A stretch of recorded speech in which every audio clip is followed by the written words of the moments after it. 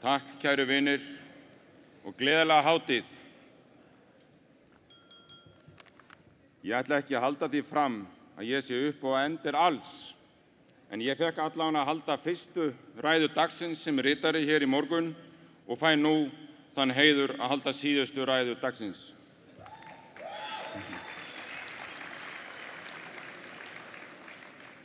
Það á að vera gaman og tillökkunin fyrir kvöldinu er mikil. Skal ég því að hætta okkar sjálfstæðismanna ganga hreint til verks og reyna að gera þetta hratt og örugglega. En ég vil byrja að þakka ykkur traustið sem þið veittu mér á síðasta landsfundi þegar þið kusu mig sem ritara Sjálfstæðisflokksins. Það er mikill heiður að vera ritari Sjálfstæðisflokksins, en því fylgir líka mikil ábyrgð. Ábyrgð sem ég ber virðingu fyrir. Síðast sagði ég þekki ykkur og þið þekki mig. Eftir fjölbreytt samskipti síðastliðin 2 ár höfum við kynnst hvort öðru enn betur. En ef ég rifja samt aðeins upp hver ég þá hef ég undanfarið kynnt mig þannig að ég sé skaffiskur Grindvíkingur sem er núna búsettur í Njarðvík. Alinn upp í Skagafirði, þar sem ég var mikið í sveitinni, stofnaði mitt fyrirtæki 16 ára og hóf svo störf í lögreglunni. Þar starfaði ég í 10 ár og flutti svo til Grindavíkur 2008 og fór strax að skipta mér að sveitarstjórnarmálunum þar. Var svo kjörinn fyrir ykkur á Alþingi í apríl 2013. Ég hef starfað í Sjálfstæðisflokksins frá því áður en ég mátti skrá mig í flokkinn. Ég hef því mun meiri reynslu en ég lít út fyrir að vera gamall.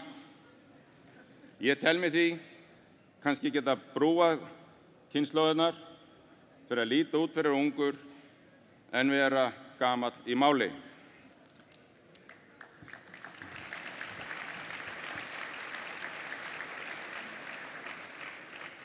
En ég hef nefnilega oft lent í því að vera spurður: hvaða ungi drengur er þetta með ykkur þarna í för? Er þetta aðstofamaðurinn? Já, svona er það. En eftir að okkur fjölskyldunni sem á öðrum Grindvíkingum var gert að rýma heimili okkar, fluttum við eiginkona mín, Sigurlaug Pétursdóttir, og synirnir 3 í Reykjanesbæ, þar sem við búum núna og okkur líður vel.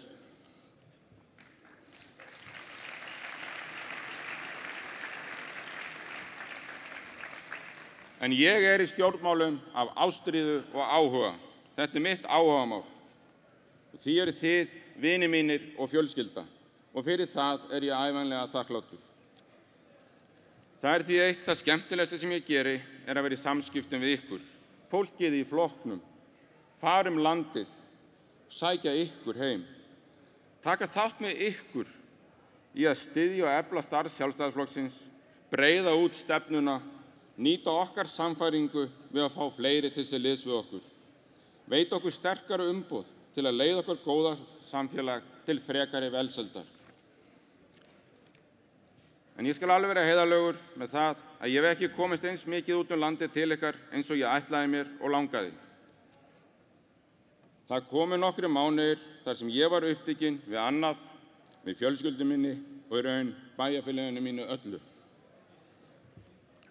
Þá þótti mér vænt hlutverkaskiptin, þegar þið, kæru vinir, veittu mér mikinn stuðning og skilning og ekki lá á fórnfýsi ykkar og framboði aðstoð sem þið gætuð aðstoða okkur fjölskylduna.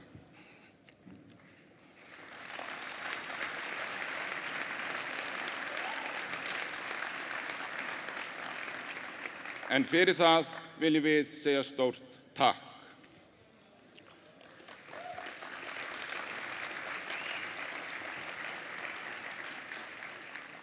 En við, Þórður framkvæmdastjóri, vorum lagðir af stað í hringferð landið í október 2023 með handbók sem hafði verið útbúin í Valhöll flokksstarfið undir höndum og ætlum að hitta flokksfélaganum um land allt, hófum ferðinni í Eyjafjörðinn, byrjum að taka upp viðtöl við fólkið í flokknum til að sýna breiddina og hversu fjölbreytt við erum eins og þið sjáu hér í dag.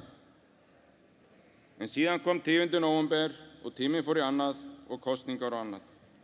En nú breiðstræti tækifæri fyrir framan okkar og við ætlum að nýta það saman og við munum hittast fljótt.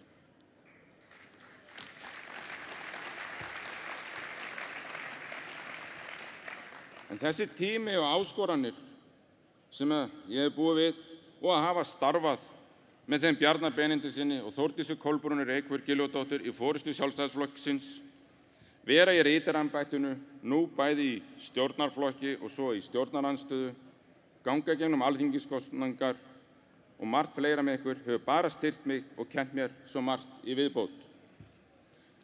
Leið og ég þakka vinum mínum Bjarna og Þórdísi fyrir frábært samstarf, þá hlakka ég til að vinna með nýrri forystu sem kjörin verður hér á morgun.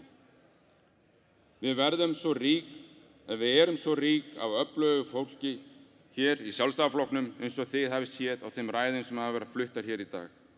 Það eru bara tækifæri til sóknar framundan fyrir okkur og ekkert að óttast.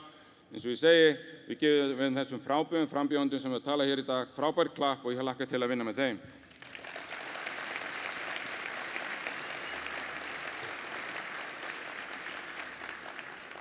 En að lokum langar mig aðeins að koma inn á hlutverk rítarembættisins eins og ég sé það.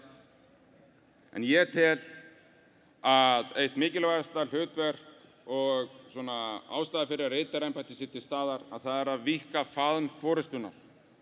Það séu miklu fleiri snertiflötir fyrir forystuflokksins og þegar formaðurinn og varaformaðurinn eru upptekinn í störfunum í þinginu eða stýra þjóðarskútunni, þá alltaf hægt að djöflast í blessuðum rítaranum. Rítarinn á að vera eyra flokksforystunar og vita hvernig taktun hverju sinni í flokknum, hálfgerð samviska flokksins. Í krefjandi þryggjaflokka ríkisstjórn var oft gott að rítarinn gat leyft sér aðeins meira frelsi, málfrelsi, heldur en ráðherra flokksins og látið áhyggjur flokksmanna koma skýrt fram. Rítarinn á svo alltaf verið til staðar fyrir flokksmenn, miðla málum, leiðbeina fólki flokksstarfið og hvetja þetta í góða verka. En eitt mikilvægasta verkefni líka að miðla reynslu á milli flokksfélaga.